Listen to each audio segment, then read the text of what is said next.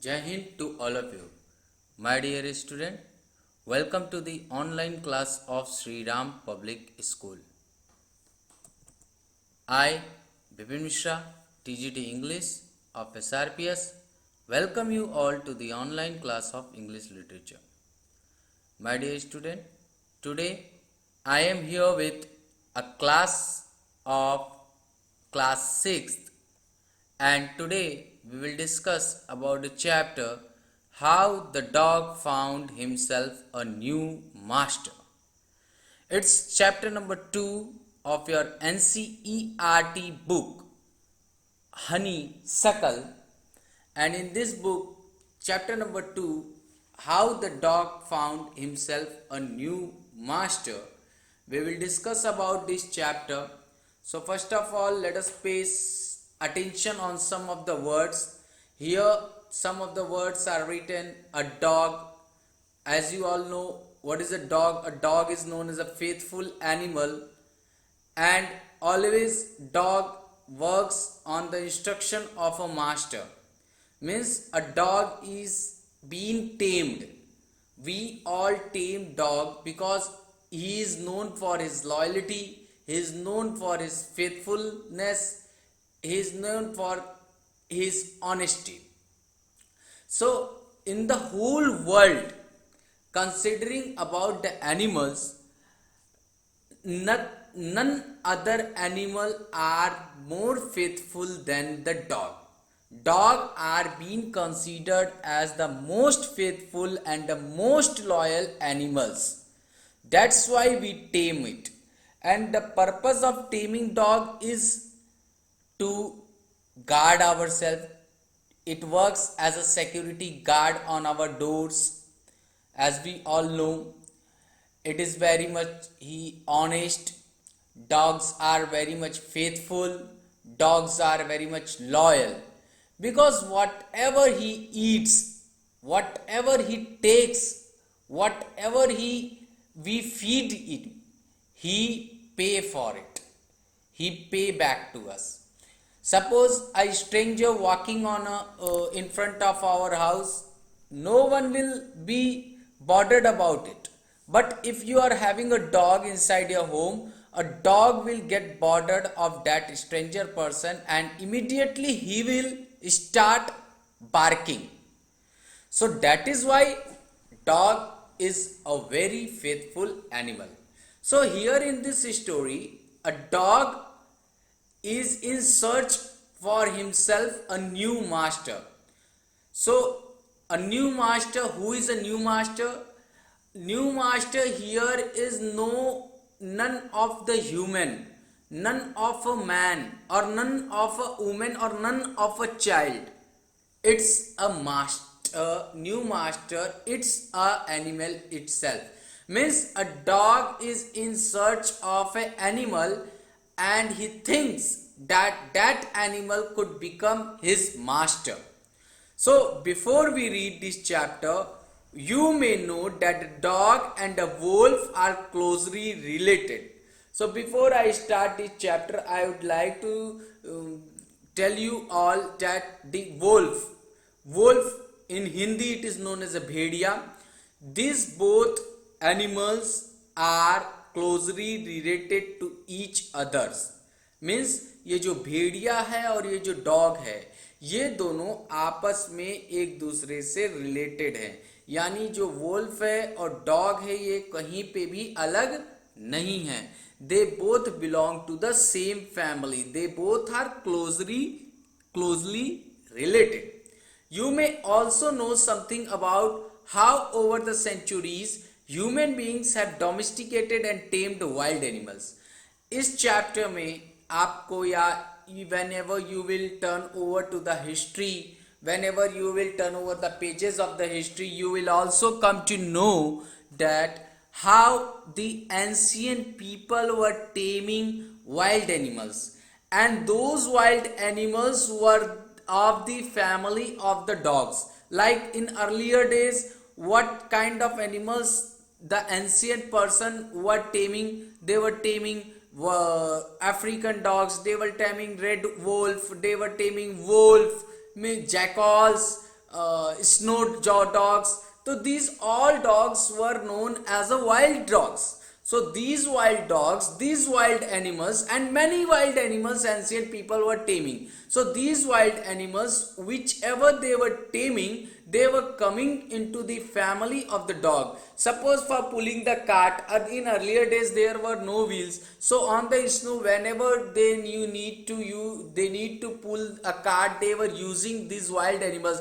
because these wild animals were very powerful. They were having a lot of power, उनके पास बहुत ज्यादा ताकत होती थी, इसीलिए वो इन जंगली जानवरों को पाला करते थे अपने कामों को आसान करने के लिए। तो ये जिन जंगली जानवरों को ये एंशियंट पीपल पालते थे, वो जंगली जानवर डॉग्स की फैमिली से कहीं ना कहीं बिलोंग करते थे। जैसे कि स्नोज पर हिस्ट्री में हम लोगों ने पढ़ा हुआ है, कार्ट को खींचने के लिए एक स्नो डॉग आता था जिसको पोलर डॉग्स भी कहते थे, उन डॉग्स को लोग पाला करते थे। तो those animals were of the family of the dog, they were belonging to the family of the dog. So इस तरीके से we will also know about the dogs and their family and about this chapter. This is very much interesting chapter, very much funny chapter, very much interesting chapter, and there is lot of curiosity in this chapter. So we will start the chapter later on, but first we have to discuss about the dogs,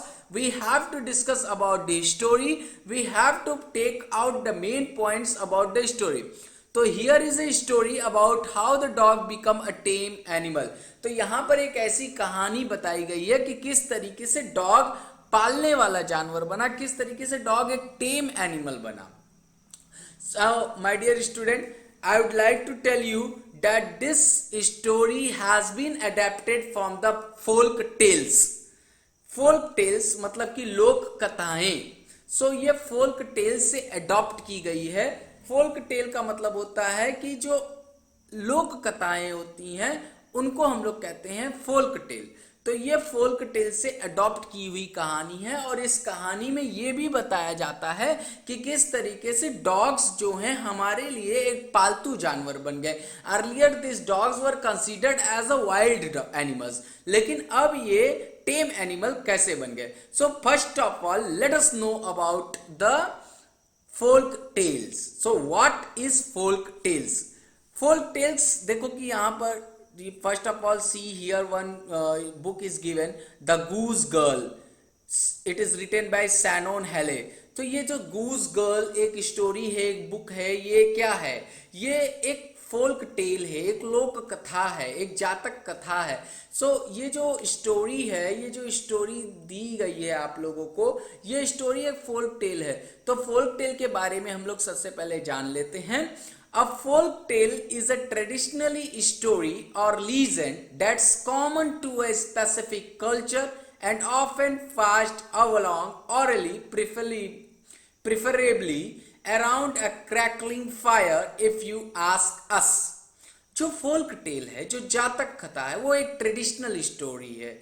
एक traditional story है जिसमें कि किसी legend के बारे में बताया जाता है, या वो एक सामान्य तौर पर होता है किसी स्पेसिफिक कल्चर के बारे में, मतलब कि किसी धर्म के बारे में, या किसी रीति रिवाज के बारे में, या किसी विशेषता किसी कल्चर के बारे में बताया जाता है, जिसको ऑरली लोगों के बीच में बोलते हैं, ऑरली लोगों के बीच में फैलाते हैं. और ये एक तरीके से कहा जाता है ना, आग की तरह चारों तरफ फैलता है. अगर आप किसी से भी पूछोगे तो ये एक कान से दो कान, दो कान से तीन कान, तीन कान से चार कान, तो इस तरीके से ये फैलता चला जाता है, एक आग की तरह फैलता चला जाता है. यानी फोल्क टेल का कोई भी आपको रिटन रिकॉर्ड्स नहीं मिलेगा. ये एक ऑरली कही जाने वाली स्टोरी है. पहले के समय में जब लोग स्टोरी कहते थे, आज के भी समय में whenever you would be living with your grandfather, grandmother, they would be using to tell you the folk stories. वो कभी बुक्स नहीं उठाएंगे, वो आपको एक कुछ ऐसी स्टोरीज बताएंगे जो स्टोरीज आपको कुछ मॉरल्स देती हैं, जो स्टोरीज आपको कुछ समझाती हैं, जो स्टोरी आपको कुछ सिखाती हैं, लर्न कराती हैं. तो those stories are known as a folk tales. उन स्टोरीज को हम लोग क्या कहते हैं? फोल्क टेल्स कहते हैं.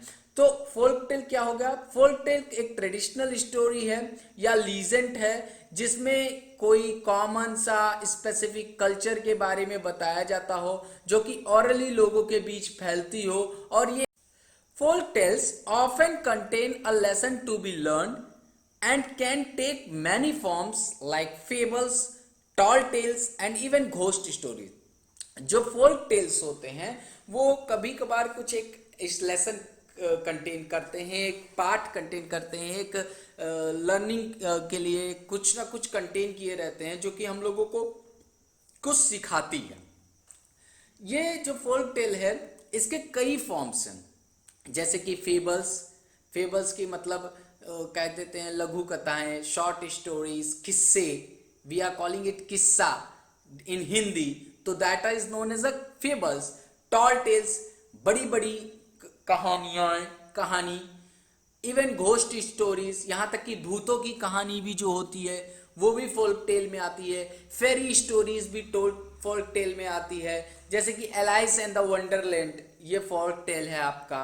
और many others are there the example which are known as a folk tale. आजकल डिज्नी हॉटस्टार पे आप लोग देखोगे तो कई सारे आपको डिज्नी हॉटस्टार पे आप लोगों को कई सारे चीज़ें, जैसे कि आपको मिल रहा होगा द लायन किंग और the Alice in the Wonderland, Cinderella. So this all are what, this all are the folk tale. कहीं ना कहीं ये फोल्क टेल से रिलेटेड हैं, क्योंकि इसमें फेरी की कहानी हो सकती है, घोस्ट की कहानी हो सकती है, किस्से हो सकते हैं, लंबी लंबी कहानियां हो सकती हैं। कुछ कुछ टेल्स तो ऐसे होते हैं कि part 1, part 2, part 3, part 4, part 5 और इंटरेस्टिंग होती चली जाती है। जितना पार्ट आप उसको रीड करते जाओगे, जितने पार्ट्स उसके कंप्लीट करते जाओगे, उतने ही वो टेल्स इंटरेस्टिंग होती चली जाती है। सो दैट इज वाई ये फोल्क टेल जो है, whatever this folk tale is this folk tale is very much interesting and students also love to listen this folk tell.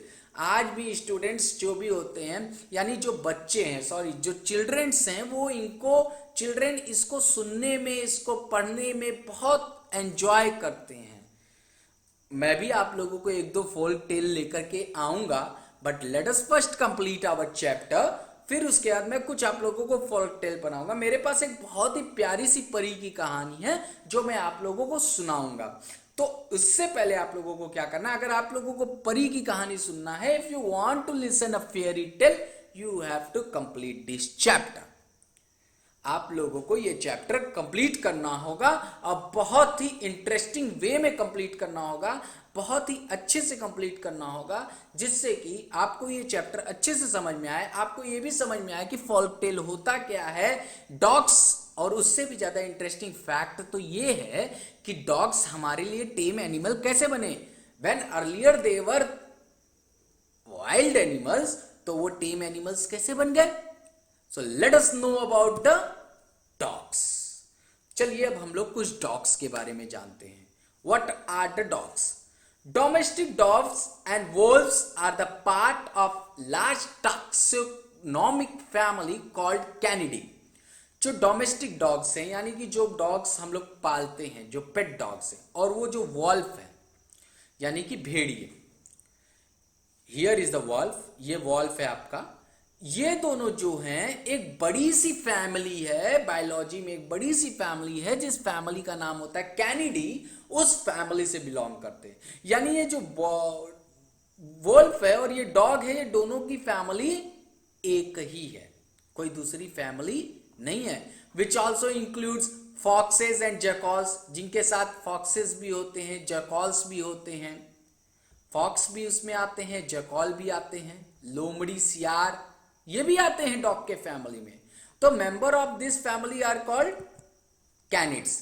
यानी जो वाइल्ड एनिमल्स की फैमिली है, dogs के family में, वो कैनिडी होते हैं। और जो डोमेस्टिक एनिमल्स होते हैं, जैसे कि पेट एनिमल्स डॉग की फैमिली में, वो कैनिड्स होते हैं। अब आज तो कई वेराइटीज हैं हमारे पास डॉग्स की, German shepherd, Doberman, Labrador, bulldog, many dogs आते हैं।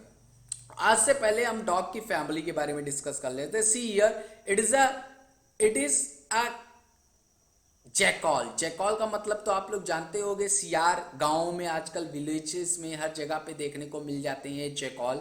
तो this animal also belong to the family of a dog. This is a fox.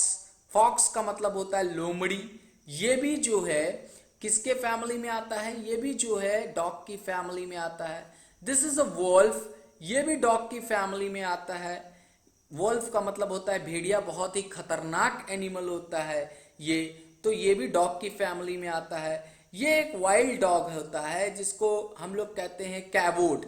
तो कैवोड एक वाइल्ड डॉग होता है, ये भी कहीं ना कहीं वोल्फ से बिलोंग करता है, तो ये कैवोड है, इसको भी आप लोग देख लीजिए। तो my dear student, some of the dog family I had descripted here, मैंने कुछ डॉग की फैमिली आप लोगों को यहाँ पर दिखा दी है।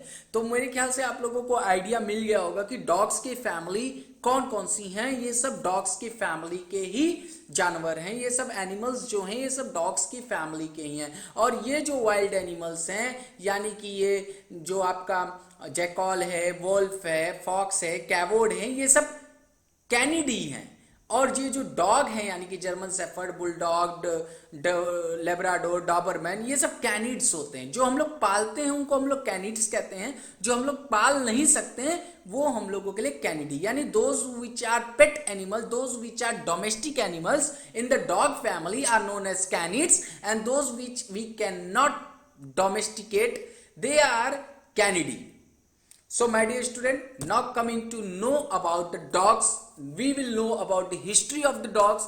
डॉग की हिस्ट्री क्या रही है, क्योंकि जब तक हम लोग बैकग्राउंड डॉग के बारे में नहीं जानेंगे तब तक हम लोग चैप्टर को अच्छी तरीके से समझ नहीं पाएंगे। सो first of all let us know about the background of the dogs. Dogs were the earliest animal domesticated in China, century 12,000 BCE, along with pigs, and were used in hunting and kept as companions.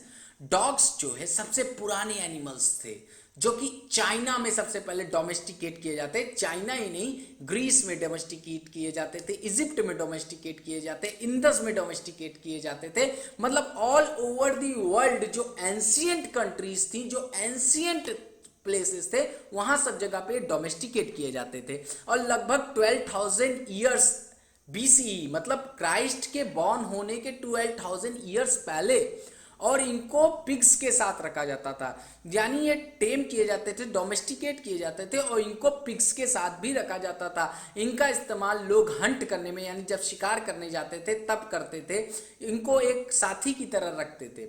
They were also used very early on as a food source and as sacrifices. उनको बहुत पहले पहले समय में इन dogs को एक food source भी माना जाता था, यानी एंशियंट पर्सन्स इन्हीं को मार करके खाते भी थे। धीरे धीरे इनका यूज करने लगे काट खींचने में, हंटिंग करने में और चीजों में। Dogs have been a part of history of human beings since before the written word.